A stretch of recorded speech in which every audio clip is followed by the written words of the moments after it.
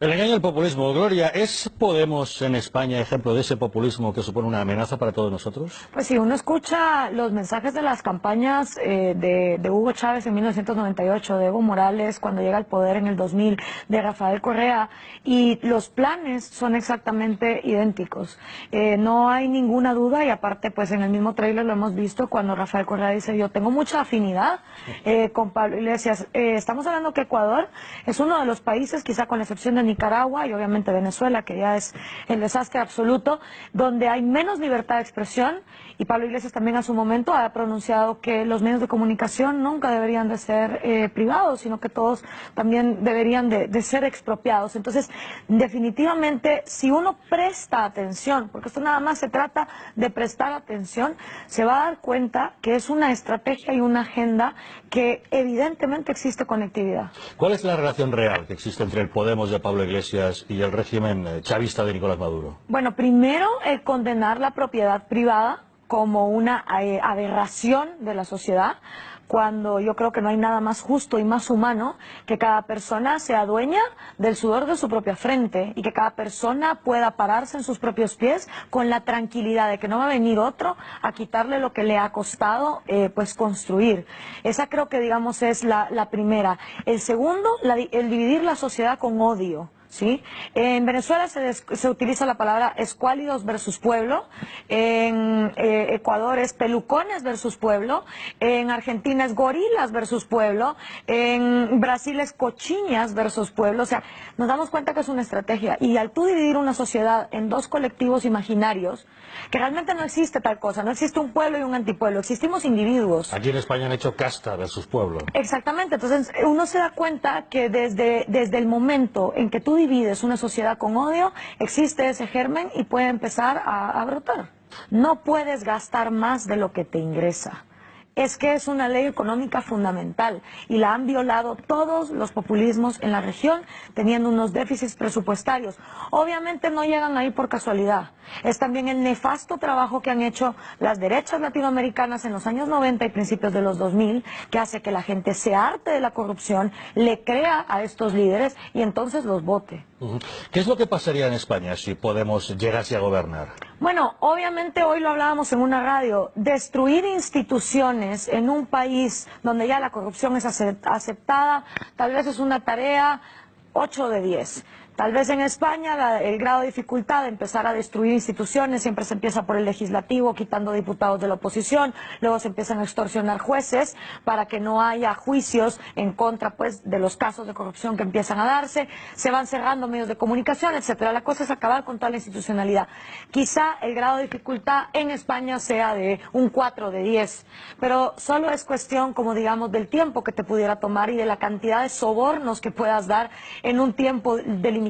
Pero de que se puede y es posible, sí. ¿Y somos los españoles conscientes de esa amenaza? Porque cuando esto empezó en Venezuela la gente decía, bueno, Venezuela no es Cuba. Y ahora decimos, España no es Venezuela. ¿Somos conscientes realmente de la amenaza? No, ninguno. Yo creo que todos los seres humanos preferimos vivir acobijados con esa colchita de el confort de aquí eso no va a pasar. No va a Venezuela y te lo decían. Cuando en el 97 los cubanos nos decían, ojo, esto va a pasar, nosotros decíamos, no, Cuba es una isla. Cuba porque está ahí sin que nadie la pueda salvar.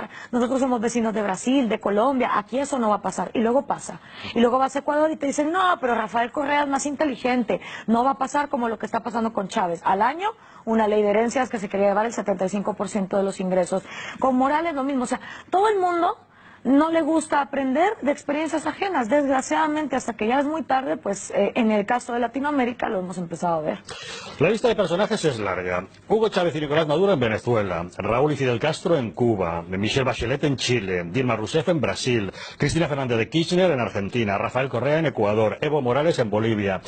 ¿Estos personajes qué tienen en común con Pablo Iglesias y qué les diferencia? Y todavía faltan Daniel Ortega en Nicaragua, Manuel López Obrador en México, Manuel Valdizón en Guatemala, que menos mal y no quedó, etcétera. ¿Qué tienen en común? En el discurso, el dividir a la sociedad con odio, y la incongruencia más grande de todas, que es decirle a los que ellos sí consideran pueblo, porque claro, los otros siempre son muy pocos, esa minoría que vamos a sacrificar, pero decirle a la gente, yo te voy a sacar de la pobreza, porque tú eres demasiado tonto, demasiado débil, demasiado inútil para hacerlo por tu cuenta, me necesitas a mí, Mesías.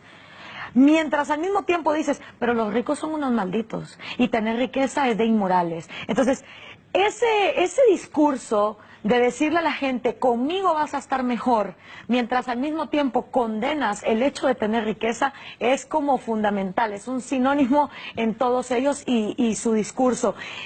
Obviamente, el odio que hay hacia el individuo, la necesidad que hay de masificar la sociedad en dos grandes colectivos que entonces los tengas a choque, porque recordemos lo que decía Maquiavelo, divide y vencerás. Entonces aquí lo importante es dividir a la sociedad para que se vaya fragmentando. Y Gloria, ¿de qué manera se puede frenar el avance del populismo? Definitivamente hay que hacer un uso de las redes sociales, de la tecnología, de aceptar una verdad que por lo menos en el caso de Latinoamérica ha quedado evidenciada. Los gobiernos nos quieren ignorantes, porque mientras más ignorantes somos, más fácil es agarrarnos como borregos y manipularnos. Entonces, al uno aceptar que el gobierno te quiere ignorante, te quedan de dos. O sigues esperando cruzado de brazos a que ocurra un milagro y finalmente el gobierno te quiere educar, o agarras la educación por tus manos. Y si agarras tu educación por tus manos, agarras la tecnología y empiezas tú a instruirte como ciudadano, pero no solo como ciudadano, como profesional, como lo que tú quieras. Y desde ahí entonces hay tres vías. Primero, al autoeducarte, entender muy bien qué rol quieres que tu gobierno cumpla. Segundo, tomar una causa para que tu sociedad no se debilite, involucrarte en un voluntariado, en el cambio de una ley, en lo que sea que vaya de acuerdo a tus principios. Y tercero, hoy por hoy, todos somos un periodista en potencia, un justiciero en potencia. Hoy por hoy ya no es las épocas donde Stalin podía meter a miles de personas en los gulags y nadie se enteraba, o Mao Zedong podía matar de hambre a miles de personas. No, hoy todo el mundo es un justiciero en potencia que con su teléfono celular puede realmente evidenciar lo que está pasando. En el caso de Guatemala, que el año pasado tuvimos elecciones, estábamos a punto de que ganara un populista nefasto aliado con el narcotráfico. Y una de las cosas que hizo revertir, entre muchas otras, pero una de las que hizo revertir la votación fue que se infiltraron audios, donde él estaba extorsionando a todos los candidatos a alcalde del partido y les dijo, si ustedes no ganan comprando votos, no me llamen al día siguiente porque yo en este partido no quiero perdedores. Entonces, ese es el potencial que tiene una ciudadanía para desenmascarar las intenciones tal y como son. Porque aquí viene la otra cosa. La hija de Hugo Chávez está entre las 5 mujeres latinoamericanas más ricas que hay. La revista Forbes dice que Fidel Castro tiene una de las fortunas más grandes que hay en Latinoamérica. Cristina Kirchner cobraba pero millones de dólares que luego lavaba por tener unos hoteles en el sur de la Patagonia. Es decir, son tan descarados y está la hipocresía que son de los más millonarios que hay. Y hasta donde tengo entendido, ahora el señor Iglesias está entre las personas más pudientes que hay en este país. Con lo cual es como, atacas el discurso, condenas la riqueza, pero eso sí, siempre y cuando yo me haga rico con lo de los demás, todo está bien. Repito y vuelvo a lo mismo, que también lo he escuchado en España. Voy a votar a Podemos porque el PP y el PSOE han hecho un pésimo trabajo.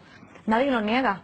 ¿Sí? El trabajo que también hicieron las derechas latinoamericanas ha sido nefasto y ese hartazgo social de tanta corrupción y tanta exclusión con un sistema económico que no se liberalizó llevó a las grandes masas a estar harta. Nadie lo niega, pero que estos sean nefastos no hace mágicamente a un niñito de primera comunión. Y eso es lo que tenemos que entender, que no hay tal cosa como el voto de castigo. La gente a veces cree que cuando vota es para castigar a los partidos tradicionales, cuando al final el que te estás castigando eres tú, tu bolsillo y las posibilidades de tu familia de salir adelante. Bueno, lo estamos viendo en Venezuela, la más castigada es la población. Absolutamente.